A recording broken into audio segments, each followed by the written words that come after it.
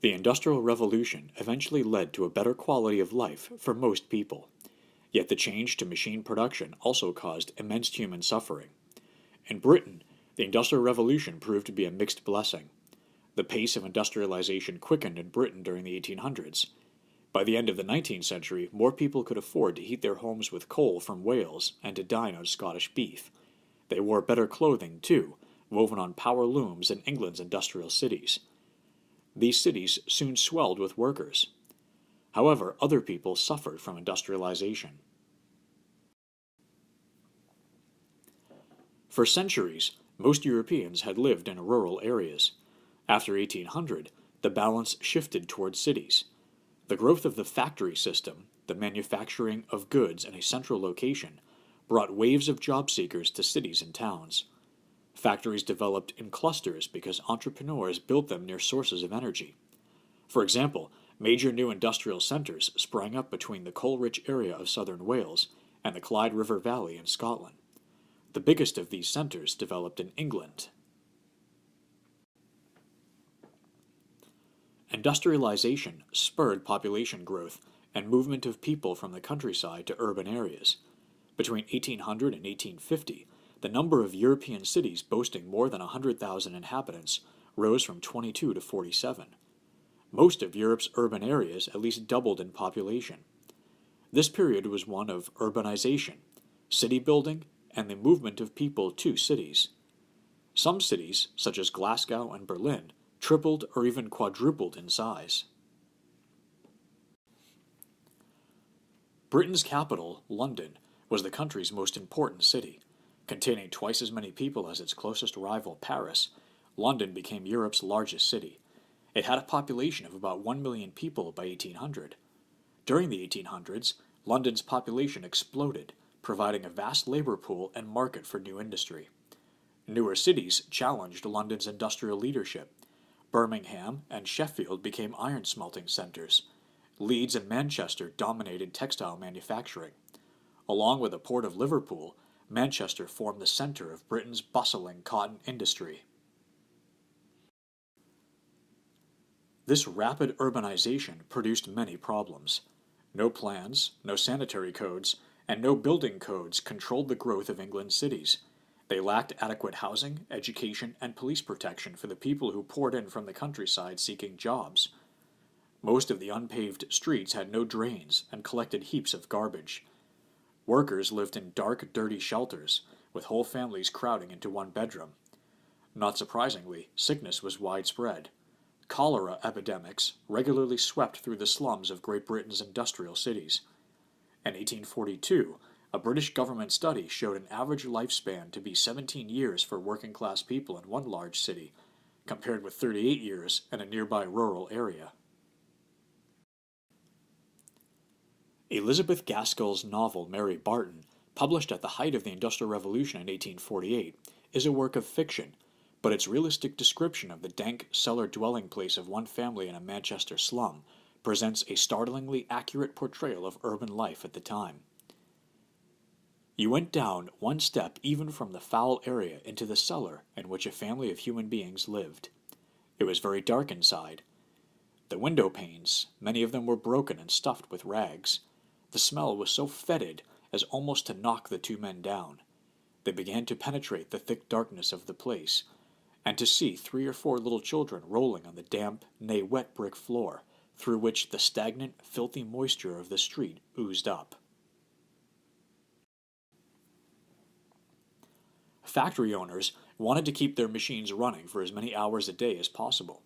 As a result, the average worker spent 14 hours a day at the job for 6 days a week. Instead of changing with the seasons, the work was the same week after week, year after year. Workers had to keep up with the machines. Industry also posed new dangers in work. Factories were seldom well lit or clean. Machines injured workers in countless ways. A boiler might explode, or a drive belt might catch the worker's arm, and there was no government program to provide aid in case of injury. The most dangerous conditions of all were found in the coal mines. Frequent accidents, damp conditions, and the constant breathing of coal dust were all constant problems. The average miner's lifespan was 10 years shorter than that of other workers. Women and children who worked in the mines often became sick and deformed as a result of the terrible conditions. The Industrial Revolution created a larger and more diverse middle class. At the top of the middle class were the wealthy merchants and factory owners who benefited most from the Industrial Revolution. They were known as the bourgeoisie. They lived in beautiful homes with servants and gardens, wore nice clothes, ate the best food, and enjoyed luxuries like running water and later electricity. A lower middle class of factory overseers and skilled workers also benefited from the Industrial Revolution.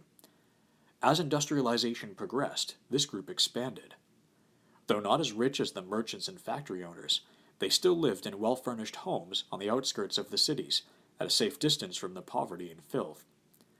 In between were the professionals, such as doctors, lawyers, and professors. As before, this group gained wealth and status through education and government service. Prior to the Industrial Revolution, wealthy landowners and aristocrats dominated the top positions in society. With most of the wealth, they wielded most of the power. As the middle class grew in size and wealth, they demanded a greater say in government and had more influence in politics. In Britain, for example, laws were passed during the 1800s that gave wealthy middle-class men the right to vote. Social divisions continued to divide the classes, however. Although many aristocratic families facing financial difficulties intermarried with wealthy middle-class families, the landowners tended to look down on the middle class, which gained its wealth through vulgar business activities. By the end of the 1800s, however, these distinctions gradually began to fade.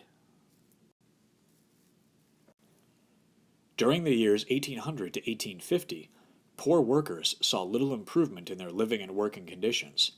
In response, some workers responded with violence. Frustrated workers who watched their livelihoods disappear began to smash the machines they thought were putting them out of work. One group of such workers was called the Luddites. They were named after Ned Ludd. Ludd, probably a mythical English laborer, was said to have destroyed weaving machinery around 1779. The Luddites attacked whole factories in northern England beginning in 1811, destroying labor-saving machinery. Despite the problems that followed industrialization, the Industrial Revolution eventually had a number of long-term positive effects. It created thousands of new jobs for workers. It contributed to the wealth of the nation. It fostered technological progress and invention. It greatly increased the production of goods and raised the standard of living. Perhaps most important, it provided the hope of improvement in people's lives. The Industrial Revolution produced a number of other benefits as well. These included healthier diets, better housing, and cheaper mass-produced clothing. Because the Industrial Revolution created a demand for engineers as well as clerical and professional workers, it expanded educational opportunities.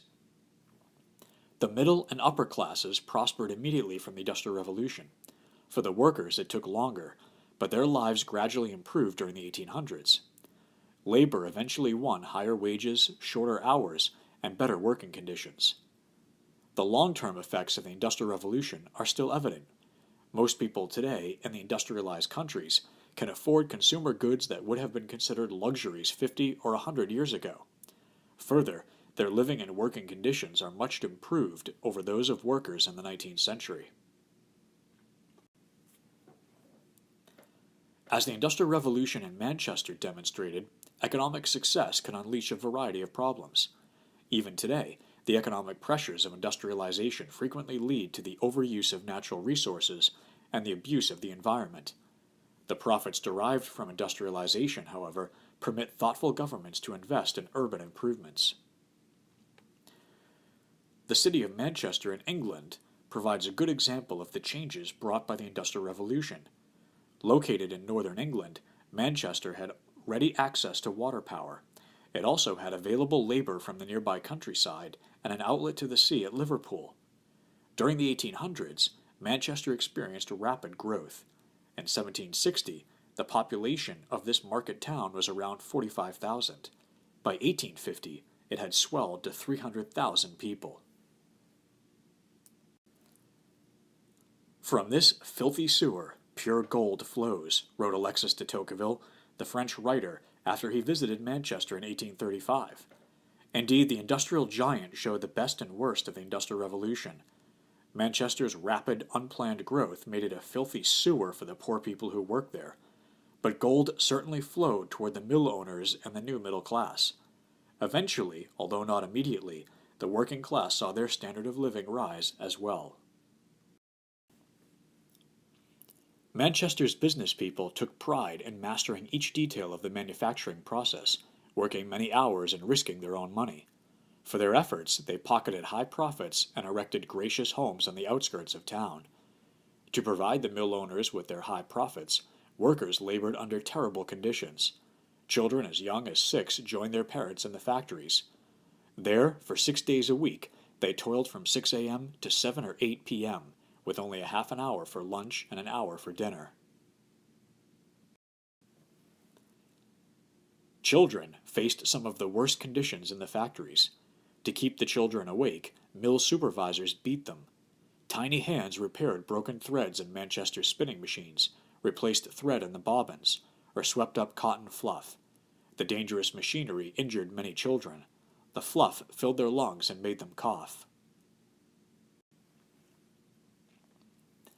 Until the first Factory Act passed in 1819, the British government exerted little control over child labor in Manchester and other factory cities. The act restricted working age and hours, but the act was difficult to enforce, and for years after it passed, young children still did heavy, dangerous work in the factories of Manchester and other industrial cities. Putting so much industry into one place polluted the natural environment. The coal that powered factories and warmed houses blackened the air. Textile dyes and other wastes poisoned Manchester's Orwell River. The following description of the river was written by an eyewitness observer in 1862. Steam boilers discharge into it their seething contents, and drains and sewers their fetid impurities, till at length it rolls on, here between tall dingy walls, there under precipices of red sandstone, considerably less a river than a flood of liquid manure.